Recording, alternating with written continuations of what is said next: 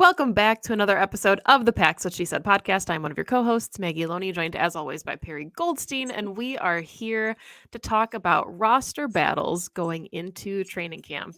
OTAs, have happened. We had Andy Herman on last week to talk about that. So that gave us a lot of insight into, where certain players are playing, what positions are getting kind of retooled and reworked. And we want to talk about it today. So Perry, first, how are you? I'm great. I know you and I were just chatting pre-show, lots of very exciting life updates. You just got back from a great little family vacay. It is officially we are in the heat of summer. We think of this as the football quote unquote dead zone, but I feel like there has been so much to talk about. Namely because I don't know. I mean, Packers had 100% attendance at their last OTA practice. So when you've got everybody joining in at a not mandatory camp, there's going to be a lot of football to talk about. And I know you and I have a plethora of topics to get through. We've got some guests that are going to be coming on. So, I mean, I'm ready. We're going to be in September before we know it. Yeah. Don't rush through summer. We get like one good month in Wisconsin, but I will not. But yeah, so mini camp starts June 11th. That's already next week, early next week. So going into taking a look at some of these roster battles, we figured we'd break it down by offense, defense, and there's even special teams on here, which is pretty exciting. But let's, I think, start with the biggest question for the entire roster and talk about the offensive line, because I'm curious your thoughts. We've kind of talked about it a little bit, but 5 spots on the line. How many of those do you think are solidified, or do you think we'll see changes potentially at almost all of them? So I'm going to say there are 2 players who are solidified on the line as starters. One of them has his spot locked, and that's Elgton Jenkins, and he is the Packers left guard. I don't think the Packers are going to move him anywhere. The second player who is locked to be a starter is Zach Tom. Now, I personally think that he should and will be the Packers starting right tackle. Now, it's been a bit of a difficult one to assess so far because he is dealing with an injury and he's not practicing. So the Packers have had to kind of improvise with who plays there, which I think has been a good thing for all of the depth players. For Jordan Morgan especially, they can assess whether he's left tackle, right tackle, etc. I say players who are solidified because we know that Zach Tom is incredibly versatile, as is Elgton Jenkins, but I think that we kind of know he's set. There's been so much talk about where is Zach Tom going to play? Are they going to move him around? We're going to get into, I think, specific individual positions on the line here, but the most talk has been where is the roster battle at center? And going into this offseason, we really only had one player at center, and it was Josh Myers. And now I think there's a few guys who can compete for that spot. They drafted Jacob Monk, who could potentially compete for that spot. And we know that the Packers think that Zach Tom could be an all-pro center. So depending on where the chips fall for some of the other positions, like tackle, there could be movement there. I think the idea of that many variables going into camp is going to make for a really, really interesting competition, because there's pretty much going to be a battle for 4 spots. I think there's going to be a battle for 4 spots. I think you could probably make the case that Rasheed Walker is going to have the leg up at left tackle, but Jordan Morgan's right there and is going to compete with him for it too as a first round pick. So lots that could be shaken up. Yeah, and obviously they do most of their evaluations through training camp, but I always really like to see what line arrangements they trot out during preseason as well, because that's when you're getting your actual live reps against another team. And we've seen some really creative variations the last couple seasons, guys that historically never play one position go out there for the preseason so they can get a live look. So left tackle, I think, you kind of addressed it already. That to me would be a competition between Rasheed Walker and Jordan Morgan, because we've already kind of established the Packers have said they want to give Jordan Morgan the best chance at starting at tackle. And I think if they're going to do that, it's going to be at left tackle. Possibly, maybe they look at him as a right tackle, give him some reps there, but I think it's more likely that they would swing Rashid to right tackle than it would be that they would move Jordan Morgan to right tackle. And I don't know why I say that. Maybe because Jordan Morgan's just really comfortable at left tackle. He's played it, the bulk of his career and is a first round pick. Maybe you're making that significant investment into a franchise cornerstone position like left tackle, but that's my thought, at least for left tackle. I think it has to come down to Rasheed Walker and Jordan Morgan, but I think if Jordan Morgan gets to start, Rasheed makes the most sense to just kick over to the right side. I don't necessarily see Rasheed Walker losing his job. I think he'll start somewhere, and then, like you said, Zach Tom will move. Yeah, I think it's really apt to start with left tackle because it's obviously easily the most important position on the line. And I think the way the left tackle goes is the way the line goes. And it's also, I think, the most simple of the roster battles. There's two guys. They're going to compete for it. One of them is going to win. If it's Rasheed Walker, great. If it's Jordan Morgan, great. I think either of them could kick over.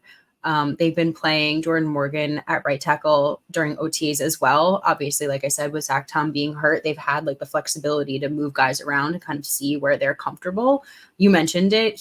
Jordan Morgan, when I say he is a left tackle. That's, I think, the way they drafted him is thinking of him as like the future of that position. It's where he played the most in college. So we will see. Zach Tom being so versatile, it gives them a lot of options, because if they love Rasheed Walker, like you mentioned, you don't think he's going to lose his spot necessarily. He won't, right? Because he's not potentially pigeonholed into one position because they can move the right tackle around. I know that they've had Andre Dillard in as well. I do not want to neglect his name really quickly in this conversation because I think he's an interesting signing that they made this offseason. I don't know. I mean, unless he makes some unbelievable leap in his development, which at this point in his career seems somewhat unlikely. I see him more as that backup swing tackle, which again, it cannot be overstated how important that is. The Packers have utilized a swing tackle in recent memory often. This is a position group that gets beat up. And if you can have someone who you can call up in a pinch, like a Yosh Nijman, right? That's super, super important. I just don't see Andre Dillard genuinely competing with any of the tackle positions as a full-time starter. Yeah, I agree with you. And I mean, I think there's players on the roster like Caleb Jones that the Packers are really intrigued by. That is like a developmental prospect. Yosh took a couple years and then he played really serviceably for the Packers, and then he went and got a contract elsewhere. That's what could happen for some of these guys, but the Packers really value having 8 starter ready caliber offensive linemen at any given moment on the roster. And I think Andre Dillard might be lineman 6 in that conversation right now, maybe lineman 7. And that's what you want. I don't think he's going to win a job, like you said, but if in a pinch you need a former first rounder to come in there and play, left tackle for you in a key moment of a game, I don't think that this Packers brass is going to shy away from that. I don't think they're going to be afraid of that. And I think that's exactly what you want. So you had said, of course, left guard, Elgton Jenkins locked that thing down. And really quickly, just to circle back to this, I think that almost makes the left tackle spot even more comfortable because you're not looking at multiple positions on the left side of the line that are up in the air. If Jordan Morgan is starting at left tackle, who better to start next to than Elgton Jenkins? More than anyone else on the line. You want Elgton Jenkins next to you, and I think that is really significant. But left guard locked. Center, let's talk about it. Josh Myers entering the last year of his contract, drafted Jacob Monk in the 6th round. What are your thoughts there? I mean, it feels like it's still Josh Myers' job to lose, but could be a contingency plan for the future or barring any injuries. This is a tough one. Again, I think the Packers, at least outwardly, have been a lot higher on Josh Myers than maybe some of the fans have been watching. I agree with you. I think it's his job to lose. I think you walk into camp and you think, okay, the starter for the season is going to be Josh Myers, especially as a guy on a contract year. You kind of expect him to walk in and play his best football. He's playing for his contract.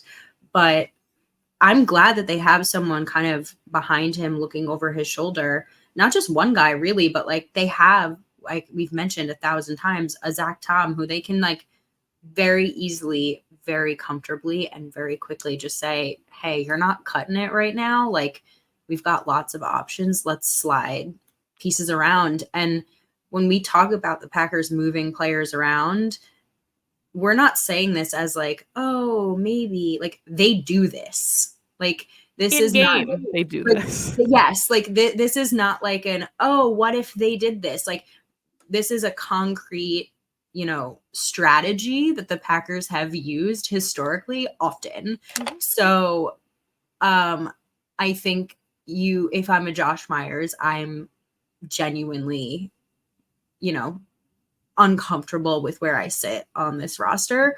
But there's a lot of time, there's a lot of camp. I think he has like a long leash, given that he's been on the team for a number of seasons. I'm excited to see the way Jacob Monk develops. I think Jordan Morgan has a better shot being a starter early than Jacob Monk. And that's me saying that really solely based off of like draft position. Like, I haven't seen either of these guys in camp. Like, we could go into training camp and all of a sudden Jacob Monk could look amazing. Right. And they're like, oh, I guess this is our center. Did it again.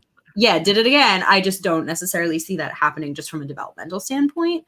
But again, I think this position has so many variables to it, because if Josh Myers isn't playing that great, if he doesn't look that great, if both of the tackles are, and they want to make sure that both Rasheed Walker and Jordan Morgan see the field because they feel like that's part of their best five, you're not taking Zach Tom off the field, then Josh Myers is kind of shit out of luck. So it's going to be really interesting just to see his development, but also the development of the guys around him, because if they surpass him, he still might be out of a job. Yeah, I have to correct myself. Jacob Monk was a 5th round pick, not a 6th round pick. But yeah, I agree with you. Like, there's a world where you have 3 really good quality tackles. And I think in that scenario, Jordan Morgan probably sits for a little bit, or maybe we see kind of what they did with Yash and Rashid, and they swap them kind of game to game, which I think is decent for Jordan Morgan's development and not have to be a solidified starter. But I also don't love that just for the continuity of the line. Like, these guys need consistent reps and playing time. So I think, the Zach Tom thing is kind of the biggest question mark. The Packers seem to be higher on Josh Myers than anybody else, like whether it's Pro Football Focus or just like other scouts and analysts. Like, the Packers office claims that he's playing his best football. And I think he played better towards the end of the season. But that's been really interesting too, because so did Rasheed Walker and Zach Tom, and the Packers still felt that they needed to make a significant, like, first round investment in a tackle spot. So once Zach Tom is healthy, really curious to see where he lines up, because I think he could also play guard. Like Zach Tom could slide in at right guard, but I think center is probably honestly the bigger question mark than either of the tackle spots. I agree with you. I mean, these are good problems to have, obviously. Yeah. They have a lot of talent, and it's just about fitting them in the right way. I want to talk about right guard too, because with John Runyon Jr. gone, I think the consensus assumption is that Sean Rhyan is just the starter there. But I actually don't know if that's true. I've seen a lot of depth charts. Obviously, the Packers official depth chart isn't out yet, but I've seen a lot of depth charts with Jacob Monk actually behind Sean Rhyan at right guard. And I think there could be a major roster battle for a number of guys in that right guard spot. So what are your thoughts there? I mean, they have a number of draft picks, right? And we know they like to start them in the interior if they don't feel like they're ready-made for tackle. So I think the right guard spot is very up for grabs also. Yeah, so I think what's really interesting too is when we talked about the pre-draft process and what the Packers were interested in, Tackle was kind of on the board, right? But it was a lot of like Graham Bartons and guys that could play anywhere along the interior, all 5 spots, because to some, right guard felt like more of a need than left tackle or right tackle. And I think what's really interesting about what you're saying is that, if you just compare like the ESPN depth chart, they've got Sean Ryan as the starter at right guard. Our lads, which, again, however they source this, they actually moved Elton Jenkins to right guard, and they have Jordan Morgan listed as left guard, sliding in with Rasheed Walker winning the left tackle job. And again, we talked about it already with the left tackle spot. Jordan Morgan is going to get every single opportunity to win a tackle spot. Like, he feels that he is an NFL caliber tackle. The Packers drafted him as a tackle to play tackle.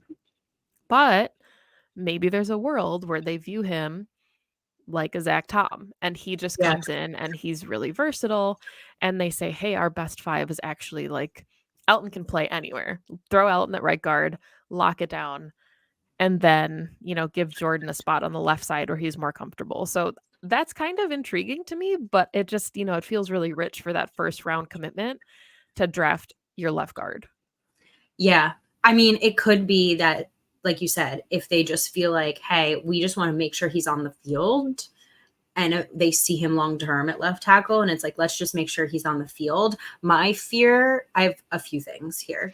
My initial fear in that scenario is you create tendencies, right? Especially early on in your development. And if you're developing into a guard, you're playing differently than if you're a tackle. There's different stances, there's different hand positions, you're dealing with different rushes and different players that you have to block. Is that going to impact someone's development if you do see them long-term at left tackle? Is it actually better to have him sit and really truly develop into a tackle than have him switch? Unless, of course, you do see him as one of those elite,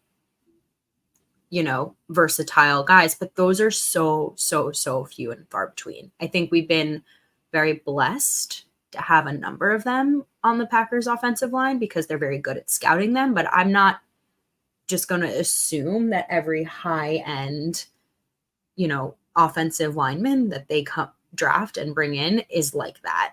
Right. So I worry a little bit about the development. My other thought is when you start moving everyone, and I think we've been saying this a lot with the Zach Tom discourse, is like when you start moving everyone, you move Elton, you move Zach Tom, like, are you just then moving people out of their prime positions just because? I would be hesitant to move Elton actually at all. He played well when he had to play out of his position, but like the jump that he made when they put him back at left guard was really significant. And so, yes, he's serviceable in a pinch if there's an injury, but I would really not like to have him moved at all because we can see he struggled, right? He had games where he was not where we know he can be at when he wasn't at left guard. So I think you don't want to move guys just to move guys. And again, that's also kind of my fear with Zach Tom. It's like he's finally getting to that like really sort of like Pro Bowl level place at right tackle. Yes, you think that he can play well at center, but if he's now, in that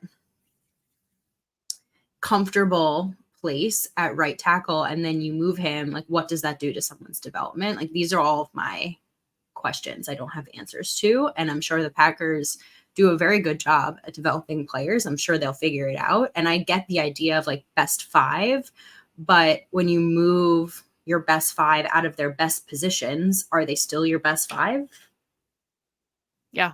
Your best 5 offensive linemen might not be your best left tackle, best left guard, best center. And I think that's a really interesting problem to have. So any quick thoughts about right tackle before we, shift to a different position? I can't believe we've spent 16 minutes already talking about I can. offensive line. Yeah, but I mean, this is an offensive line show. No. I just think like I've said it before and I'll just reiterate it for those who have missed previous episodes. I am pro keeping Zach Tom at right tackle. I think he is their best option at the moment, unless, of course, again, Jordan Morgan comes in and blows everybody out of the water, and he clearly is the best right tackle. Like I just said, I think when you have guys who have shown that they are elite at what they do, you do not move them unless you have a clear and obvious better option. And I just feel like Zach Tom is the clear and obvious best option right now at right tackle. And so you have left guard, you have right tackle, and then you have 3 other positions you have to address. And I think there's something to be said about Josh Myers as the incumbent at center. You know, Jordan played a whole season behind him. He's comfortable. They have a good relationship. Like, we're talking about win now in the 2024 season. And then, you know, Josh is up on a contract. And then I think you reevaluate the offensive line next year, but you need to get consistency and continuity going into this season. And, you know, like you said, put these guys right there at their best. And if Zach Tom moves, move him in 2025. You know, like try him at center when there isn't an incumbent center on the roster. So let's shift, talk about the second position on the offense, the only other position really that has an arguable debate, and that is running back. Obviously, Josh Jacobs comes in, immediately becomes running back one, the starter. But then the Packers, you know, invested significantly, drafted Marshawn Lloyd on night 2 of the draft. Everyone was really excited about that one. And then, of course, they brought back AJ Dillon. They also have like Emmanuel Wilson on the roster, but this really feels like it comes down to Lloyd versus Dillon. So I know you're a big Marshawn Lloyd fan, so let's talk about that. I am so excited for him. So this is an interesting one because this is a huge shakeup in the Packers running back room for the first time in a long time, right? Like running back one for years has been Aaron Jones. But the Packers do this thing running back by committee. But then you look at who Josh Jacobs is, and he is an every down back. Yep. So you kind of wonder a little bit like, what's Matt LaFleur thinking? What's he got up his sleeve? I can't imagine they're going to change their offense just because they have Josh Jacobs in as this new, different kind of back. I still think they're going to be very running back by committee. I do feel a little bit like AJ Dillon is fighting for his spot. Like this, I know that it's hard to imagine it because he's been a roster lock for as long as he's been on the team since he's been drafted, but I don't think his spot is solidified. Like I think this is a genuine like battle for him to be on the 53, as much as that pains me to say as someone who's like adores him. He's listed again that we're looking at depth charts from not the Packers, but he's listed on ESPN's depth chart as running back 2. And I wonder if that's just like an incumbent thing because Marshawn Lloyd is the rookie. He's listed on our lads as running back 3 behind Marshawn Lloyd. Right. Okay. So I have no idea how this is going to go, to be honest with you. Like Marshawn Lloyd is obviously a roster lock because he's a draft pick. He's a rookie. I think by all accounts, AJ Dillon looks like he's slimmed down. He looks like he has a little bit more burst. If he can be the AJ Dillon we saw his rookie season, he's going to make an impact on this team. I just think you're going to end up seeing a lot more Marshawn Lloyd because he fits in a lot more situations for this offense than you're going to see AJ Dillon. And I think, you know, the hard part with AJ is that he said he took, you know, the hometown deal to stay in Green Bay because that was best for him and his family. He is like the epitome of a team player. You know, he said he would sling water on the sideline. Like he just wanted to stay and be around the guys. And I think what you get in a player like that is like he's an incredibly high upside running back 3. And he's a great insurance policy if something happens. We've seen Josh Jacobs have some injuries, you know, in the past, but we also saw what the offense looked like without Aaron Jones when it had to funnel through AJ Dillon. And AJ Dillon is just not meant to be that every down back. And I think Marshawn Lloyd can be that. But again, that's a lot of like high expectations for a rookie. So the tandem of Josh Jacobs and Marshawn Lloyd is the answer to me. You know, it's a really explosive offense. They both give you weapons in the receiving game as well, which I know AJ Dillon can do some of that. But I think that, you know, his ceiling at this point, at least, is like a low upside RB2, really, really high upside running back 3. And like he's the perfect locker guy. He's somebody you want on your team because of everything, all the intangibles that he brings. But I just don't see a world where he comes in as running back 2 unless there's an injury or unless it's for like the first couple games of the season while Lloyd is on like a touch count. Because I do think that there's probably a world where Matt LaFleur isn't like, okay, week 1 in Brazil, first handoff of the season Yeah. goes to Lloyd. Like that's probably No. not going to be the case. But I agree with you. I think like insurance policy wise, you want AJ Dillon out there over like an Emmanuel Wilson. Just like the trust that I'm sure the coaches have in him over anybody else is way higher. I mean, you know exactly what you're getting. You know Pass he can pro. pass pro, yes. You know he can catch the ball a little bit out of the backfield. Like you have all that in him. But I think like long term, this backfield in my mind is Josh Jacobs, Marshawn Lloyd. Like they went and they got their future of the running back room this offseason. And I think, the other side of that too is like Josh Jacobs, I know he got a long-term contract, but there's outs after like a couple Yeah. seasons. Like there's a world where this offense is being built around Marshawn Lloyd becoming the long-term guy, but that's not the conversation for today. That's a different conversation. So let's switch then to the defensive side of the ball and look at the secondary because that's really kind of the only open question marks, right? The defensive line is solidified, the edge positions look great, inside linebacker, it's Cooper, right? Like, you could argue that McDuffie could get in there for a little bit, but that type of investment, it's Quay and Cooper as the base. Like, so let's start with corner because we know Jair is going to lock down one side. Corner 2, we talked about it a little bit with Andy Herman last week, but lots of options here. There's Carrington Valentine, there's Eric Stokes. If the Packers wanted to do anything funky with Keyshawn Nixon and move him out of the slot, we could even include slot in this corner conversation. So how are you feeling about the room as a whole and like where you see guys playing? This room like gives me agita. So because I also like the way that I was viewing it before, and I think Andy kind of alluded to that, kind of made me see it differently, especially after talking to him about what he's seeing in camp, is he's right. Like we're in still this very like Joe Barry, Mike Pettin like mindset.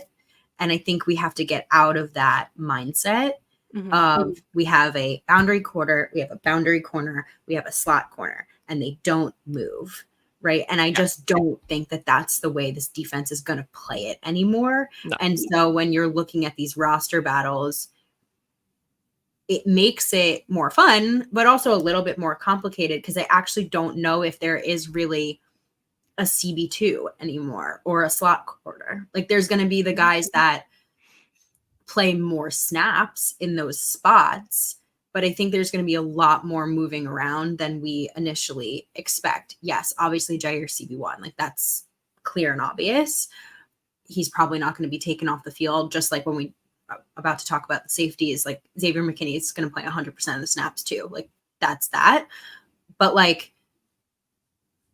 if, and we hope Eric Stokes is back at full health, you have both him and Carrington Valentine, as Andy was saying, if one opponent requires one skill set versus the other, like you may see both of them as quote unquote CB2 on the boundary, or you might see both of them on the boundary and Jair in the slot if need be on certain snaps, or you're likely going to see Nixon as the main slot guy because that's kind of his bread and butter. But in camp and OTAs this week, you saw Javon Bullard playing in the slot, which is freaking awesome. So I think, Ketan Oladapo is hurt right now, but we kind of view him also as sort of that like box safety playing closer to the line as well. So could he be moved into that more like star position? I don't know. So originally, when we were talking about this roster battle episode, we actually like started it with this CB2 conversation. Mm-hmm. But I actually just don't know if that's even a conversation to be had anymore, because I think all of them are going to get playing time, and it's all going to depend on opponent and scheme and like what Jeff Hafley wants to do that week. And I think that's really freaking awesome because we've said all offseason, like, well, if Eric Stokes is healthy, then like, what do? We have 3 like really awesome boundary corners, and like Nixon, like, how do we get everyone on the field? It's a good problem to have. How do we get everyone on the field? I think Jeff Hafley's actually going to be able to figure it out, and it won't matter. Yeah, and I mean, I think to your point, like it's really funny that the vernacular has always been slot corner because we'll talk about it when we talk about safeties, but like the nickel position is becoming so versatile that we're going to see safeties in that nickel spot. We're going to see corners in that safety spot, and I think a lot of this too is like contingent upon Eric Stokes and how he's Yeah. feeling. And we talked about it a little bit with Andy, but something I keep coming back to is, he's a 4-3 corner. And if he lost any part of that short area quickness to be able to like track the ball down the field, slot might not be a bad spot for him, right? Because there's less area to cover. He plays physical man. You can see him lined up against like big body tight ends. Like there's a lot of options for the Packers. And I think that's really, you couldn't ask for more from that group right now. And I don't know if you want to shift into the safety Yeah. conversation, but Evan Williams was the player that I picked who like might surprise and have a lot of playing time early this season. And I think that's because he kind of fits into that same nickel conversation. He did it, Oladapo did it. Like a lot of these guys, Javon Bullard, have experience playing in the slot and playing deep and playing free and playing in the box. Like anywhere you want to move some of these guys, the Packers really had a type this draft, and it was to get guys who you can play anywhere and you don't want to pigeonhole them into one spot. Yeah. It's just very like see ball, get ball type players, hard hitters, good tacklers, and versatile. That was like their type that they were going for in this offseason. I think you bring up such an interesting point around like slot corner, because it's really just like slot defender. And right. And I think it's important because the way that we've seen offenses develop, right? Because defenses evolve the way offenses evolve. And you use the Packers as an example, right? Think about the type of players that they put in the slot. They have their Jaden Reeds, and then they have their Luke Musgraves. Mm-hmm. And then when you have one defender staying in that type of role, trying to defend 2 very different types of offensive players. Preston Smith. Yes, exactly. Joe Barry. Thank you. Keyshawn Nixon gets picked on a lot this offseason, but think about that. You're trying to defend against 6'6" tight ends and 5'9" speedy, like true slot wide receivers. So yeah, of course it makes sense that a defensive coach is going to say, maybe we mix things up a little bit. And if they trot out their, heavy tight end sets, we put somebody bigger, like a Javon Bullard in there. Or if they're going 5 wide and a true slot guy in there, like a CD, or if we're going up against Cowboys and it's CeeDee Lamb in the slot, maybe we want to put Jair in the middle because that's our best guy. So the Packers now have more options. I think last season they didn't, right? They were hanging on by, unfortunately, a thread because of injuries. And even if they wanted to make those decisions, I don't know if they could have, but now they do. And yes, there's going to be a hell of a lot of development that's going to need to happen. But, knock on wood, you get your players back, you're going to see a lot. And it's going to require a lot of communication, which was, something they struggled with last season. But I think it can be really awesome, especially because you now have a Xavier McKinney on the back end, who's probably one of the best, if not the best safeties in the league, who you trust, right, to just handle everything. And that's something they did not have last season at all, right? It changes everything. It's going to be really interesting. I don't know. Yeah. And I mean, I think, this isn't like a rag on Joe Barry episode. That's not anything like that. But I think it's also interesting to your point about just like having enough bodies. Training camp is when we see them start to get really creative too. Like we talked to Andy about it last week with OTAs, and we couldn't remember on the show if Corey Ballantyne was taking slot snaps last season, when he played for the Packers in 2023, he was a boundary corner. Like that's what he did, largely probably because of injuries and because they liked Nixon inside as the nickel back. But now we're seeing out of OTAs like Corey Ballantyne's taking some snaps there. So I think as training camp rolls around too, we're gonna see Jeff Hafley really start experimenting with these guys. And I think there could be looks where you mentioned it, Oladapo, maybe he comes in as a box safety, and maybe you've got extra support in the middle with Quay and Cooper, or Anthony Johnson Jr. is still taking a ton of snaps at free safety opposite McKinney. So Yeah. all of these little like sub packages that they're gonna have, I don't think we're gonna be like, oh, they're in dime, it's these six. Like it's gonna be interchangeable. And I really like that aspect when I think about the Jeff Hafley defense. Me too. And we've been saying so long, like they have the talent. Now we just need to find a chef to use the talent to their best abilities. And I feel more confident that they finally have that guy who's going to do that. Let's wrap then and talk about everybody's favorite position, the best kicker, one. the kicker competition. We saved the best for last. Obviously, Anders Carlson is the incumbent, had the job last season, was drafted. Rich Bisaccia is really high on him, so you'd think it's still his job to lose at this point. But the Packers did bring in Jack Podlinski. I think I said that right. Podlesny. In free agency. And then they also brought in Greg Joseph, who's obviously, a vet, been around the league for a significant amount of time. So thoughts here. It is a battle. 3 kickers on the roster in training camp is a lot. So I would imagine that, somebody's going to get cut at some point. Yeah. But it's a real battle. Mm-hmm. Okay, I feel though that it is Anders Carlson's job to lose. Like I do feel like he is very much the front runner. Yeah. However, I'm glad they brought somebody in. I'm glad, or multiple people. Two somebodies. Somebody's. He needed a bit of a kick in the butt. However, he has such a crazy leg that if he can put it together, I think the Packers are going to be in good shape. It's good to have options, right? You cannot be missing extra points in this league, especially when I think the Packers are going to be in close games quite often, and like those field goals and extra points, like they matter.